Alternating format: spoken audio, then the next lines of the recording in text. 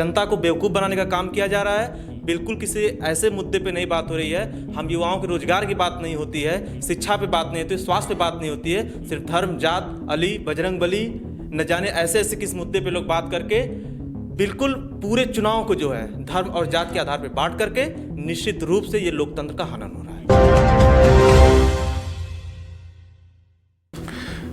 नमस्कार, मैं हूं वसीम अकरम।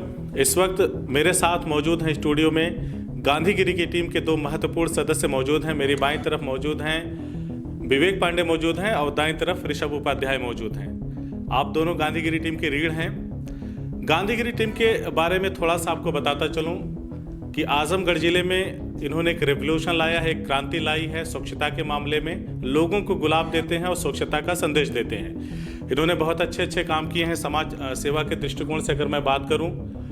साथ ही आपको ये भी बता देता हूं कि आप लोगों के अच्छे कामों को देख करके आजमगढ़ के जिलाधिकारी ने आपको ब्रांड एम्बेसडर बनाया था स्वच्छता का, जिसमें महत्वपूर्ण योगदान दिया आप लोगों ने आजमगढ़ को स्वच्छ और सुंदर बनाने में। लेकिन आज आप लोगों को मैंने आमंत्रित किया है, आप लोग आए हैं एक खास मुद्दे पे बात करने के लिए। हम लोग एक मुद्दे पे बात करेंगे।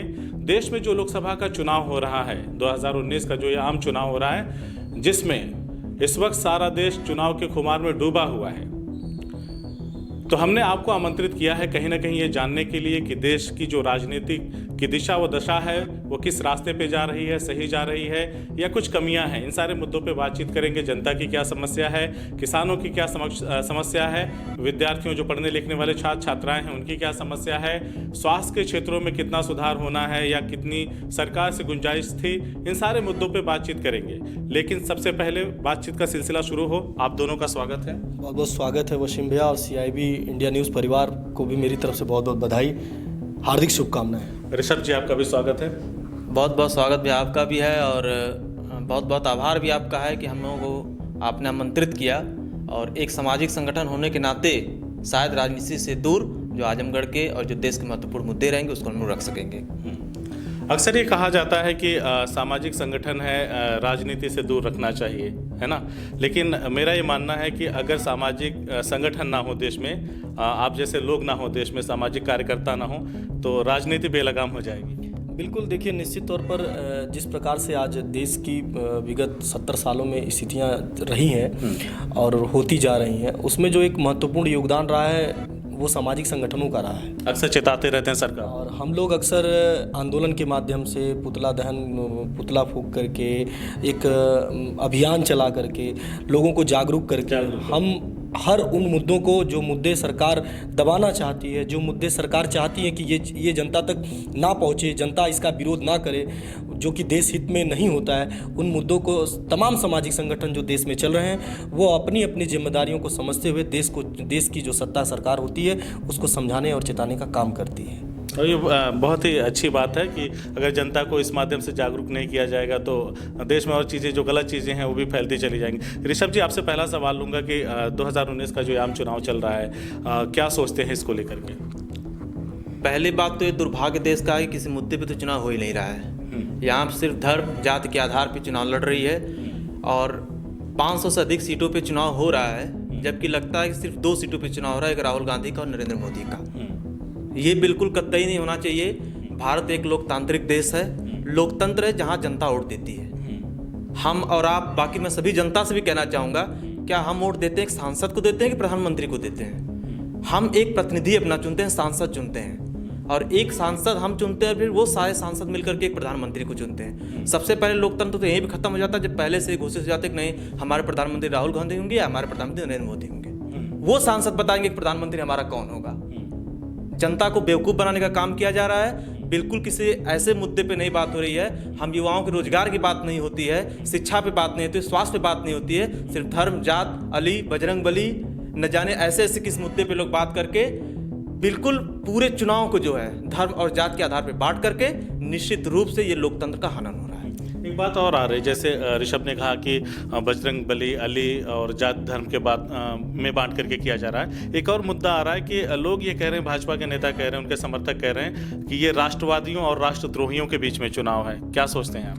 बिल्कुल नहीं, यह जो राष्ट्र मोदी जी के खिलाफ लड़ना क्या राष्ट्रद्रोह है?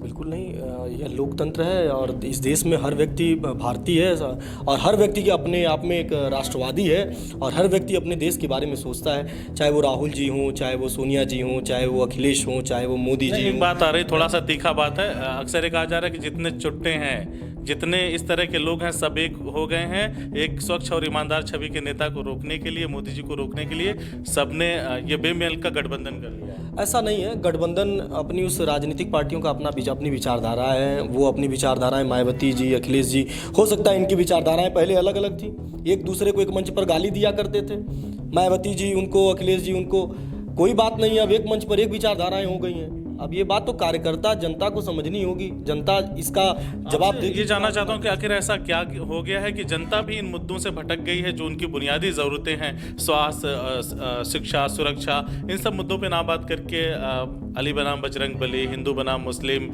भारत बनाम पाकिस्तान, ये सारे क्या हैं? चुनाव हिंदुस्तान में हो रहा है, कहीं और हो रहा है? देखिए, मैं पहले इस बात का जवाब दे दूं कि जनता भटक गई है। भटकाने का जो काम कहीं ना कहीं हमारी जो एक देश का प्रथम स्तंभ जो चैनल है, हमारे जो देश की चैनल जो तमाम बड़े चैनल हैं, उनको प्रमुखता से जो इस हाईलाइट करके दिखाया जाता है सुबह से लेकर के शाम तक, बजरंग बली, अली, मैं कहना चाहता हूं तमाम उस बड़े चैनल को, आपके द्वारा भी तमाम उन मुद्दों को लगातार दिखाया जा रहा है। मैं चाहता हूं इस देश के तमाम बड़े चैनल जो इस देश में लोग देखते हैं, बड़ी बड़ी क्रांतियां चैनल के माध्यम से होती हैं, उनको भी देश की जनता की ज़रूरतों को दिखाना चाहिए।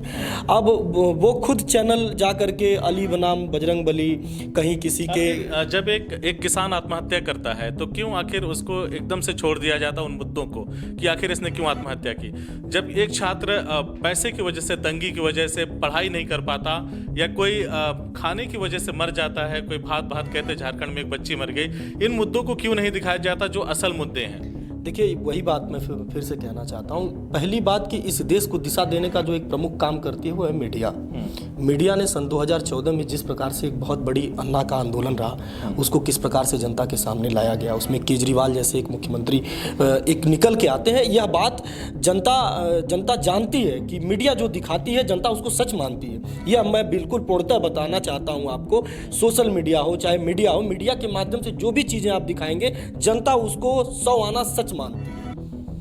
जनता अब सत्ता और शासन के द्वारा जो बातें बताई जाती हैं या दिखाई जाती हैं उसको जुमला मानने लगी है। जनता अब पत्रकार जो कहता है, व्यवहारिक तौर पे आपसे जानना चाहूँ, जनता को क्या करना चाहिए इस दशा में? बिल्कुल, जनता को एकदम यह मेरी तरफ से जो भारत की जनता है, हमारे भारत देश के निवासी हैं, उनको अपनी ज़रूरत की चीज़ों पर उनका जो अधिकार है, एक गांव है, एक गांव के व्यक्ति को उसका अधिकार, कोटे का जो चावल मिलता है, मिट्टी का तेल मिलता है, या जो भी चीज़ें उनकी जो ज़रूरत की चीज़ें उनको प्राप्त होनी होती है, जो सरकार के द्वारा मिलती हैं, पहली बात कि उसको उस हक को लेने के लिए, ये सारी चीज़ें तो कम या ज़्यादा होती रही हैं।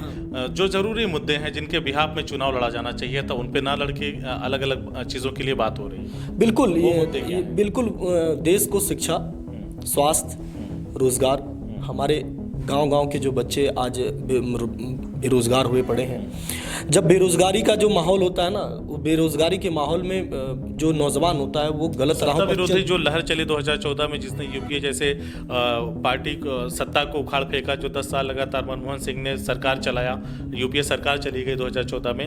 2014 से लेकर 19 तक आप देश में क्या बदलाव देखते हैं, क्या सोचते हैं इसको लेकर? बिल्कुल कोई बदलाव अभी तक नहीं हुआ है। मेरा यही मानना है, अभी तक जिस बदलाव की युवाओं को अपेक्षा थी, हम जैसे युवाओं को भी अपेक्षा थी, बदलाव बिल्कुल नहीं हुआ। जो हमारे देश की जो मूलभूत ज़रूरतें थी वो ज़रूरतें पूरी नहीं हुई। रोज़गार एक प्रमुख अंग होना चाहिए था हमारे देश का। जनसंख्या एक बहुत बड़ा मुद्दा है जिस पर किसी भी प्रकार से कोई भी राजनीतिक दल काम नहीं करेगा।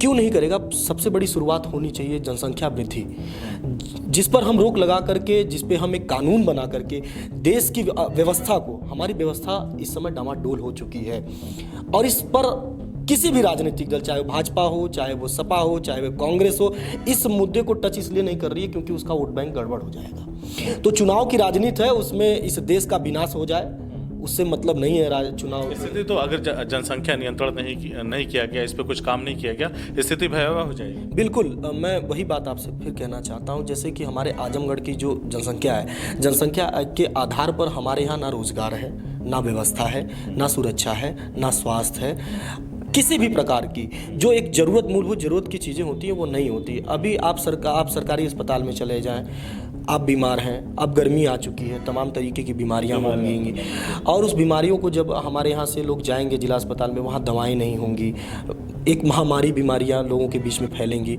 लोग मरेंगे। तो सबसे बड़ी बात कि इस देश की व्यवस्था को अगर हमें बनाना है, इस देश को शिक्षित बनाना है और घर घर रोजगार देना है, तो पहली जो ज़रूरत है वह ज़रूरत है जनसंख्या नियंत्रण। दूसरी ज़रूरत है जाति पाति धर्म मजहब के नाम पर लोगों को लड़ाने की जो कोशिशें लगातार हर पार्टी के द्वारा की जा रही है।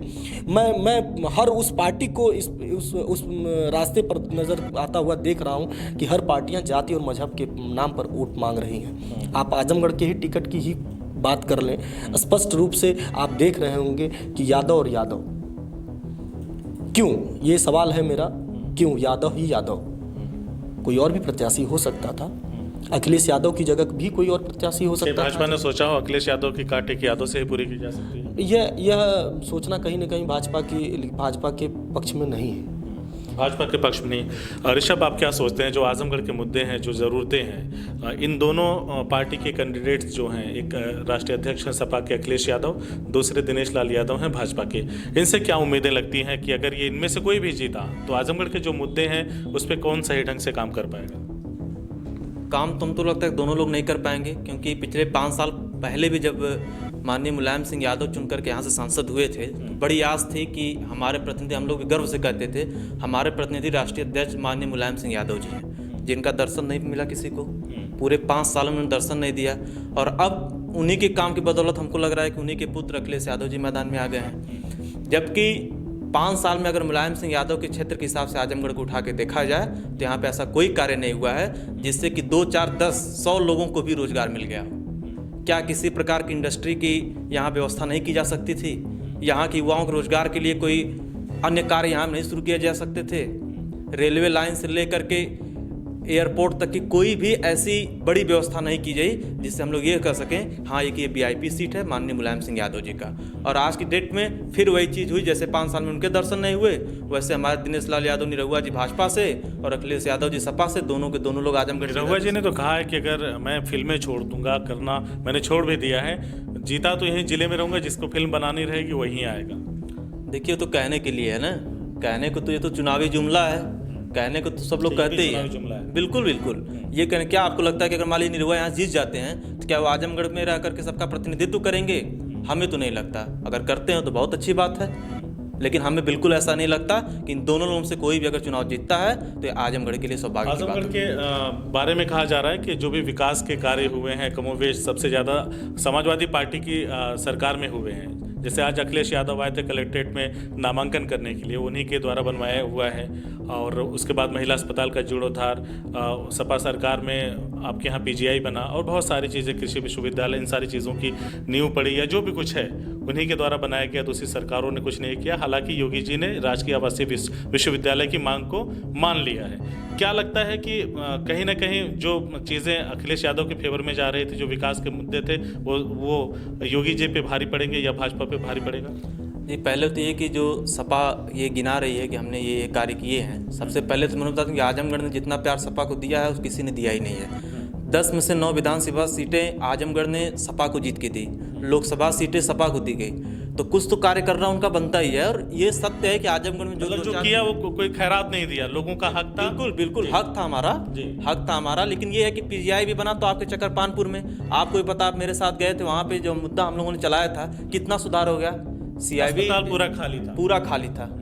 आप CIB इंडिया न्यूज़ गई तब जाकर के उसमें थोड़ा बहुत सुधार हुआ, लेकिन सिर्फ थोड़ा बहुत, मैं कहूँगा 100% मात्र 10% सुधार हुआ, बाकी 90% खस्ता हाल ही पड़ा हुआ है। बाकी कृषि विश्वविद्यालय है उसका कोई अभी कुछ दिख ही नहीं रहा है। तो सबसे ज़्यादा कि रोजगार के लिए उन्होंने, आजमगढ़ की युवाओं के रोजगार के लिए सपा ने क्या किया, इसका जवाब दे दें वो। और इतना प्यार देने के बावजूद कोई बड़ा कार्य उन्होंने नहीं किया है। और भाजपा विश्वविद्यालय दी है, काफ़ी बड़ा संघर्ष आजमगढ़ से चला है और ये भी आजमगढ़ का हक था। कोई ऐसा नहीं है कि कोई सरकारें ऐसे खैरात में हमें दे देती हैं। हमारे टैक्सेस से ही उनके पास पैसे जाते हैं और हम अपना हक मांगेंगे। और मांगेंगे नहीं, ये जो हालात बन रहे हैं, ये सामाजिक संगठन, आज मैं गांधीगिरी टीम से ये कहना चाहता हूँ, अब ये स्थिति अगर बनी रही तो हम मांगेंगे नहीं, अब हम छीनेंगे। अब छीनेंगे आप। आपसे एक चीज़ जानना चाहता हूँ विवेक, जो बातचीत हो रही है आजमगढ़ के लिए, दोनों ही लोगों ने अभी तक इस तरह से कोई कुछ नहीं कह रहा है। जब दिनेश लाल यादव की बारी आती है जनसभाओं की, नुक्कड़ सभाओं की या रोड शो में, जब भी उनको मौका मिलता है तो वह समाजवादी पार्टी पे खाली हमला करते हैं कि परिवारवाद की पार्टी है, बाप बना, चाचा बना, बेटा बना, अब भांजे और भतीजे बनेंगे, ये उनका कहना है। परिवारवाद के ऊपर लेकर ज़्यादा हमलावर रहते हैं। दिनेश लाल यादव कभी ये नहीं कहते कि मुझे जिताइए, मैं भाजपा का उम्मीदवार हूँ, मैं क्षेत्र की बेहतरी के लिए काम करूँगा। वो ये कहते हैं कि मोदी जी को जिताइए, मोदी जी को जिताना जरूरी है, तब जा करके इन जो राष्ट्र विरोधी ताकतें उनको रोका जा सकता है, ये लोग मोदी जी का रास्ता। तो क्या लगता है आपको, जब अखिलेश को मौका मिलता है या उनकी पार्टी के लोगों को मौका मिलता है तो कहते हैं लोकतंत्र खतरे में है। आखिर जनता की तरफ या जनता के मुद्दों की बात कोई क्यों नहीं कर रहा है? क्या नहीं लगता अब देश की जनता खतरे में है? देखिए, मैं अभी इसके पहले ही आपसे बता चुका हूँ। पहली बात कि आप, यह पूरा देश जानता है, जो बुद्धिजीवी वर्ग है वो जानता है, चुनाव डर के मुद्दों पर किया जाता है। जनता के बीच में डर का व्यवसाय, पूरे विश्व, हमारी जो विश्व की राजनीति है वो डर पर चलती है। आप अमेरिका हो, चाहे रूस हो, चाहे चाइना हो, चाहे वो पाकिस्तान हो, जब भी चुनाव करीब होते हैं तो उस देश पर जो आतंकवाद नाम का एक शब्द है, मैं उस पर मेरे अपने विचार हैं, जहाँ तक मैं समझ पाता हूँ, मेरी समझ है, आतंकवाद एक बिजनेस है। उस बिजनेस को तमाम जो बड़े राष्ट्र हैं, जो बड़े देश हैं, उसको चलाते हैं, कैश कराते हैं। और जब भी चुनाव होता है तो आतंकवाद को फंडिंग जाती है, आतंकवादियों से सपोर्ट लेने के लिए, चुनाव जीतने के लिए देश पर हमले कराए जाते हैं। देश की जनता को विकास, शिक्षा, रोजगार जैसे मुद्दों से हटाने के लिए आतंकवाद जैसा जो एक बैक सपोर्ट है, वह सपोर्ट लिया जाता है। पहली बात कि मैं अपने पूरे इस देश, आपके चैनल के माध्यम से अपने देश की जनता को बताना चाहता हूँ कि हमारे जितने भी राजनीतिक दल हैं वह सिर्फ और सिर्फ डर का व्यवसाय कर रहे हैं। डर से डरा करके चुनाव में वोट ले रहे हैं। किसी ने मोदी का खौफ दिखा दिया, किसी ने दूसरी चीजों का खौफ दिखा दिया। और मुद्दों पर अगर बात होगी, विकास पर बात होगी, शिक्षा रोजगार पर बात होगी, तो निश्चित तौर पर यह जनता समझदार हो जाएगी।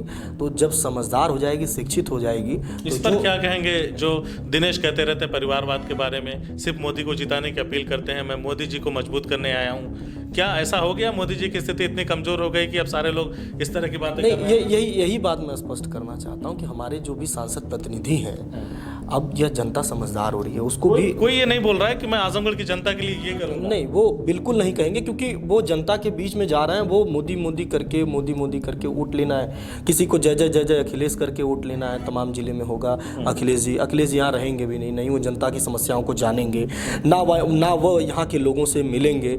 तो एक जो माहौल बनाया जा रहा है, हमारे जो प्रतिनिधि हैं, चाहे वो कोई भी प्रतिनिधि हो जो चुनाव में आ रहा है, जो हमसे वोट मांगने आ रहा है, और जो कि हम अपना बहुमूल्य वोट देंगे, तो पहली बात कि हमें समझदारी अपने वोट को देने में भी होनी चाहिए कि हम अपना वोट किसे दे रहे हैं, कैसे व्यक्ति को दे रहे हैं। तो पहली बात कि आजमगढ़ इसमें कहीं ना कहीं अपने आप को ठगा सा महसूस करेगा ही।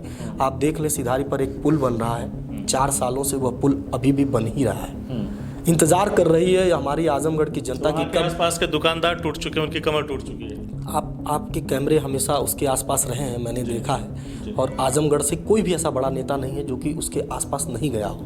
वहीं एक मैरिज हॉल है, मैंने अभी विगत पुराने दिनों में देखा, तमाम बड़ी पार्टियों के वहाँ शादी समारोह में आने जाने का भी माहौल रहा। तो पहली बात कि आजमगढ़ की जो मूलभूत ज़रूरत है, रास्ता है, शिक्षा है, स्वास्थ्य है, उस पर काम करने की आवश्यकता यहाँ के राजनीतिक दलों को लग ही नहीं रहा है।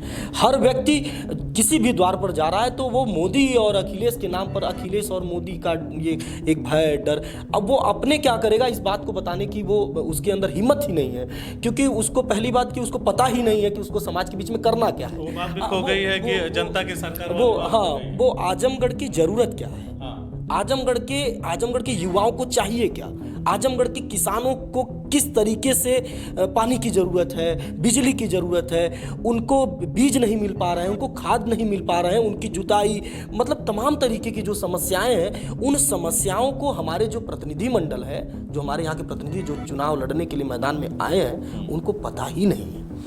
91.1% लोग हमारे आजमगढ़ के लोग किसान हैं। 8.9% लोग नगरीय क्षेत्र में रहते हैं और वो लोग अपने व्यवसाय और छोटे मोटे रोजगार में वो लोग जुड़े हैं। तो पहली बात कि इतनी बड़ी आबादी जो कि एक कृषि, एक खेती से जुड़ी हुई है, और हमारे उन किसानों के साथ आपको मैं एक आपका ध्यान मैं चाहूँगा कि आप उस पर लोगों से भी और हमारे जो प्रतिनिधि हैं उनसे भी जवाब मांगें। चुनाव के जो बजट हैं, हमारे जो चुनाव के प्रतिनिधि जो भी जिस भी पार्टी से लड़ रहे हैं, उनके बजट में 200 गुना इजाफा हो चुका है। वहीं आप आलू के दाम देख लें, टमाटर के दाम देख लें, गेहूँ के दाम देख लें, चावल के दाम देख लें, प्याज के दाम देख लें, सरसों के तेल के दाम देख लें। ये इन दामों में आज भी वही स्थितियां पड़ी हैं। डाई लेने जाएंगे 1500 रुपया बोरी डाई एक किसान को प्राप्त हो रही है इस समय। जो डीएपी विगत कुछ सालों पहले 650, 700, 650, 700 सीधे दूना हो गया। वो किसान, एक छोटा किसान जो अपनी 10 बीघे या 1 बीघे या 5 बीघा या 10 बिस्सा खेत जो जोतता है, जिससे वो खेती उपज करता है, उसमें कितने बजट उसको डालने पड़ रहे हैं, उसके एवज में उसको मिलता क्या है?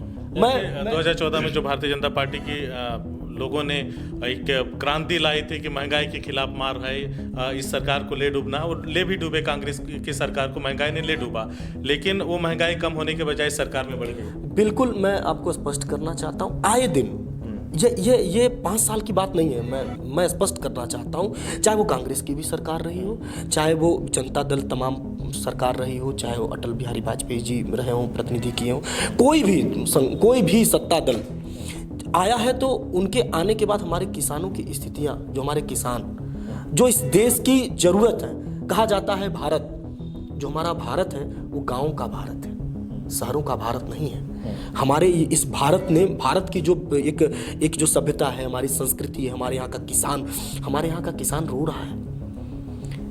हमारी जो सोने की चिड़िया कही जाती थी, हमारे किसानों की बदौलत कही जाती थी, आज हम कोई कहता है क्या कि भारत सोने की चिड़िया है? क्योंकि यहाँ का किसान रो रहा है।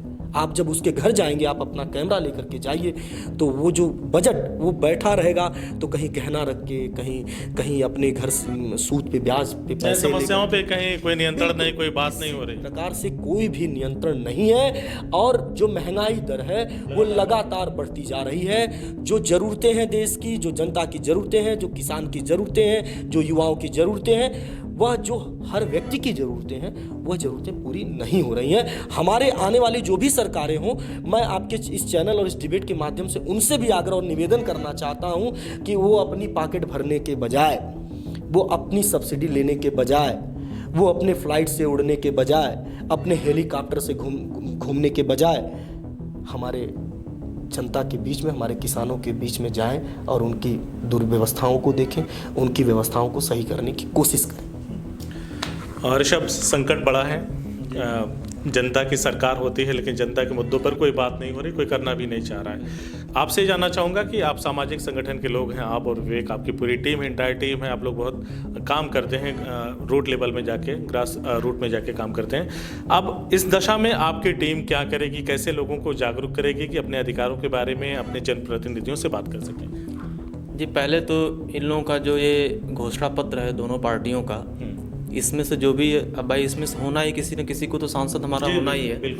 तो ये दोनों लोग तो मिलेंगे नहीं, ये तो बातें तय है। तो कम से कम जो उनके साथ यहाँ लोग घूम रहे हैं, जो उनके पार्टी के लोग हैं, उन वादा पत्र को लेकर के हमारी टीम उनके पास जाएगी, कहेगी भैया किसानों को आपने ये करने के लिए कहा था, शिक्षा पे ये करने के लिए, स्वास्थ्य पे ये करने के लिए, तो वो सब जो वादा ये किए हैं उसको पूरा नहीं करेंगे, हम उनसे छीनने का पूरा प्रयास करेंगे। जागरूक करेंगे और प्रयास करेंगे, बिल्कुल जागरूक करेंगे जनता को, और दिखाएंगे। अब की बार तो पूर्णतः दिखाने का प्रयास करेंगे कि ये देखिए, इनका घोषणा पत्र नहीं बल्कि इन लोगों का ढकोसला पत्र होता है ये। और किसी एक पार्टी विशेष की बात मैं नहीं करूंगा, ये सब के सबकी वही दशा है।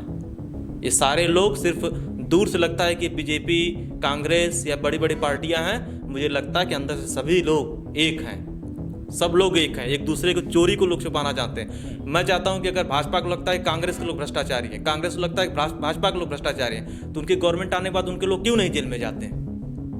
अगर कांग्रेस के सभी लोग घोटालेबाज थे तो भाजपा की गवर्नमेंट आज 5 साल से है ना, क्यों नहीं लोग जेल गए? वो कहते हैं कि भ्रष्टाचारियों को हम जेल के दरवाजे तक लाए हैं, अगली बार सरकार बनेगी तो दरवाजे के अंदर ले जाएंगे। 5 साल कम था क्या? 60 महीने कम होते हैं क्या आप नहीं प्रूफ कर पाए? फिर अगले 5 साल बाद आप यही बात कहेंगे। और यही सेम चीज़ कांग्रेस के साथ भी होती है।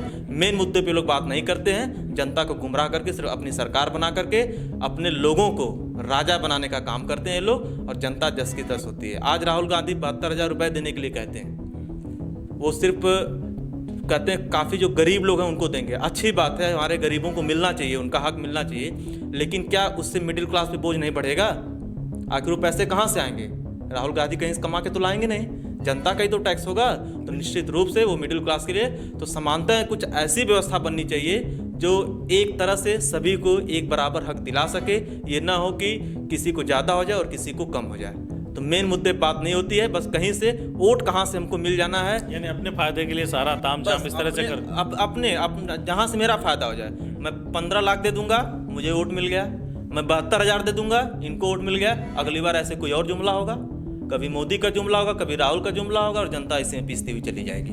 निश्चित रूप से लोग भटकाने का काम कर रहे हैं। लेकिन मेरा संगठन एक छोटा ही संगठन है, लेकिन आज कई जिलों में और बल्कि प्रदेश में कार्य कर रहा है। मैं चाहूँगा कम से कम हमारे कार्यकर्ता जो हैं वो लोगों को जागरूक करने का प्रयास करें कि किसी के नाम पे नहीं बल्कि मुद्दों पर वोट देने का प्रयास करें। तो सुना आपने गांधीगिरी टीम के 2 युवाओं ने किस तरह से अपने पक्ष को रखा है। देश के मुद्दों के बारे में उन्होंने बात की, किसानों के ऊपर बात किया, छात्रों के ऊपर बात किया। जितने भी मुद्दे हो सकते थे जो देश के विकास के लिए, एक आम इंसान की ज़रूरतों को पूरा करने वाले, उन सारे मुद्दों पे इन दोनों ने खुलकर के राय रखी है और कहा है कि निश्चित तौर पे दोनों ही पार्टी के जनप्रतिनिधि हैं जो आजमगढ़ के जो चुनाव लड़ रहे हैं, जनप्रतिनिधियों से मिलेंगे, जो सांसद के उम्मीदवार हैं उनसे भी मुलाकात करेंगे ये लोग, और अपनी बात को रखेंगे कि आपके जो मुद्दे हैं, जो घोषणा पत्र है, वो कितने लाभकारी हैं आजमगढ़ की जनता के लिए, किसानों के लिए, छात्रों के लिए, नौजवानों के लिए। इन सारे मुद्दों पे बात करेंगे। और अगर बात नहीं बनती है, जनता की बात नहीं सुनी गई, यहाँ पे बात जनता के दोनों ने के मुद्दों की बात नहीं सुनी गई, नहीं करी गई, तो कहीं ना कहीं अपनी टीम के माध्यम से सामाजिक चेतना लाने की कोशिश करेंगे। देश के लोगों में, प्रदेश के लोगों में, जिले के लोगों में उनको अलग जगाने का काम करेंगे, उनके बीच में जा करके, ताकि देश का युवा जाग सके, देश का किसान जाग सके और अपने अधिकारों को हासिल करने की जो बात की जाती है वो हासिल करे। और मौका अगर ऐसा आता है कि अगर अधिकार ना मिले तो छीनने के भी प्रयास करें।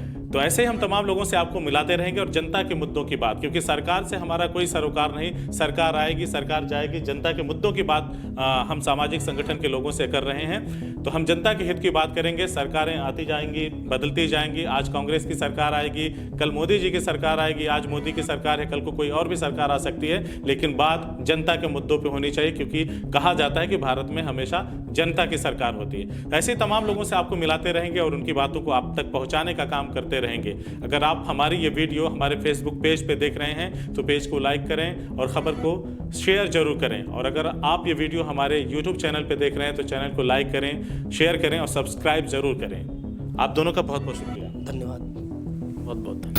अगर आपको हमारी खबर अच्छी लगी तो खबर को लाइक करें, शेयर करें और चैनल को सब्सक्राइब जरूर करें। साथ ही स्क्रीन पर दिख रही घंटी को दबाएं ताकि आप तक हमारी सभी खबरों के नोटिफिकेशन पहुंचते रहें।